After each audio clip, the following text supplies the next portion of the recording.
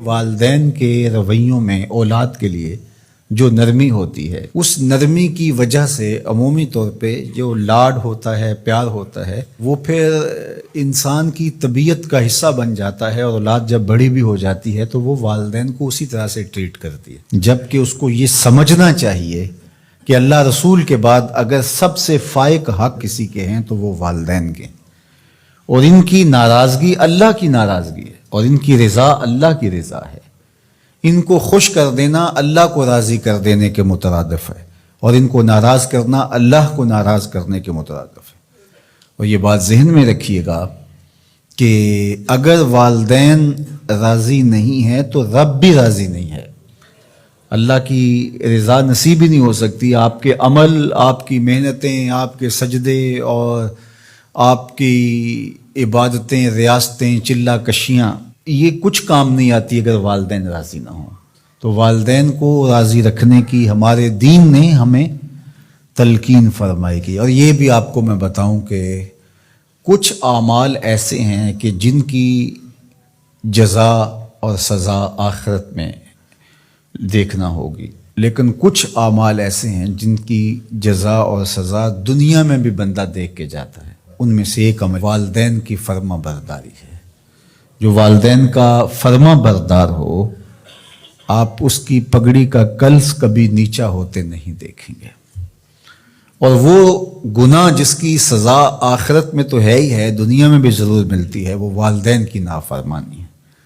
اس شخص پہ نشان لگا لیں جو ماں باپ کا بے ادب اور گستاخ ہو، آپ اس کو دنیا پہ بھی رسوا ہوتا پائیں گے، دنیا پر بھی وہ سرخرو نہیں ہو سکے گا۔ دنیا کے اوپر جتنے لوگ بھی سرخرو ہوئے ہیں، کامیاب ہوئے ہیں، چاہے وہ مسلمان ہیں چاہے وہ کافر ہیں، آپ اگر ان کی تاریخ پڑھیں تو آپ کو نظر آئے گا کہ ان کے پیچھے ان کے والدین کی دعائیں ہیں۔ اگر والدین کی دعائیں نصیب ہیں تو انسان سرخرو ہوتا ہے، اور اگر والدین کی دعائیں حاصل نہیں ہو پاتی تو محنتیں بھی انسان کی اکارت چلی جاتی ہیں۔ تو یہ وہ نیکی ہے، یہ وہ عمل ہے کہ جس کا صلہ دنیا میں بھی اور آخرت میں بھی ملتا ہے، اور یہ بدعملی والدین کی نافرمانی ایسا جرم ہے کہ جس کی سزا دنیا میں تو ہے ہی ہے، آخرت میں بھی، اور دنیا میں دونوں میں اس کو جو ہے وہ حاصل کرنا پڑتی ہے۔ والدین نیکوکار ہوں، صالح ہوں، پاکیزہ عمل ہوں تو ان کی تو عزت اولاد کرے گی ہی کرے گی، والدین برے ہی کیوں نہ ہوں، یا والدین بہت گناہ گار ہیں، شرابی ہیں اور بدکار ہیں اور اعمال بد ہیں، تو ان کی توہین نہیں کی جائے گی، اور اس بد اعمالی کی وجہ سے ان کے لیے دعائے خیر کی جائے گی۔ حتیٰ کہ والدین کافر بھی ہوں تو ان کا کفر اپنی جگہ پہ، لیکن اولاد ان کافر والدین کی بھی توہین نہیں کرے گی، ان کے ساتھ وہ حسن سلوک کرے گی والدین ہونے کے ناطے سے، اور نیکوکار ہوں، صالح ہوں تو پھر ان کے تو حقوق اور زیادہ عائد ہو جاتے ہیں۔ تو ماں باپ کے ساتھ ہمیں حسن سلوک کرنے کی تلقین کی گئی ہے۔ اچھا، یہاں اولاد کے لیے کبھی مسئلہ بن جاتا ہے، ماں کچھ اور کہہ رہی ہوتی ہے اور باپ کچھ اور کہہ رہا ہوتا ہے، اب اولاد کس کی اطاعت کرے؟ ماں کا حکم الگ ہوتا ہے اور باپ کا حکم اس سے مختلف ہوتا ہے، دونوں کے حکموں کو ساتھ لے کر اولاد نہیں چل پاتی۔ اب کیا کرے؟ تو علماء نے لکھا کہ پہلے تو ماں باپ کو ہی چاہیے کہ اولاد کو مشقت میں نہ ڈالے، کہ ایسا حکم دے کہ اولاد پھنس جائے کہ ماں کی بات مانو یا باپ کی بات مانو، ایک کی اطاعت سے دوسرے کی نافرمانی لازم آتی ہو تو بڑا مشکل مرحلہ ہو جاتا ہے۔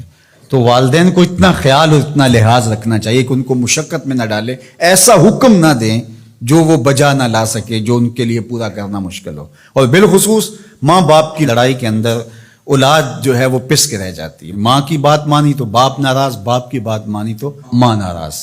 تو اس میں ایک تو والدین کو ہی چاہیے، لیکن کبھی اولاد پھنس جائے تو مسئلہ شرعی سن لیجئے، وہ یہ ہے کہ گھر کا حاکم جو ہے وہ مرد ہے، تو اگر ماں اور باپ دونوں کے احکام آپس میں ٹکرا رہے ہوں تو حکم مقدم ہوگا باپ کا، تو اولاد کے ذمے باپ کے حکم کو ماننا ضروری ہے، لیکن خدمت میں مقدم ہوگی ماں۔ جب باہر سے بچہ آتا ہے تو کھانے کے لیے یا کوئی چیز، یا رات کو ٹانگیں دبانے بیٹھتا ہے تو خدمت میں مقدم ماں ہوگی لیکن حکم کی تعمیل میں مقدم باپ ہوگا. تو شریعت اسلامیہ نے ہمیں یہ حکم دیا. چونکہ خدمت میں یہ جو حدیث میں نے آپ کے سامنے رکھی ہے، تو صحابہ نے حضور سے جب پوچھا کہ ہمارے حسن سلوک کا سب سے زیادہ مستحق کون ہے، تو فرمایا اماں کا، تیری ماں. پھر کہا سما من، پھر کون؟ تو پھر فرمایا اماں کا، تیری ماں. پھر تیسری مرتبہ پوچھا تو فرمایا تیری ماں، اور چوتھی مرتبہ فرمایا ابا کا، تیرا باپ. تو اس اعتبار سے خدمت میں ماں مقدم ہے لیکن تعمیل حکم میں باپ مقدم ہے. تو باپ اور ماں یہ اللہ کی رحمتوں کے دو روپ ہیں. اللہ نے باپ کے سینے کے اندر بھی ایک اولاد کے لیے محبت کا جہاں آباد کیا ہے، اور ماں کی ممتا اور ماں کا پیار اور ماں کی الفت، یہ تو ایک کائنات ہی الگ ہے.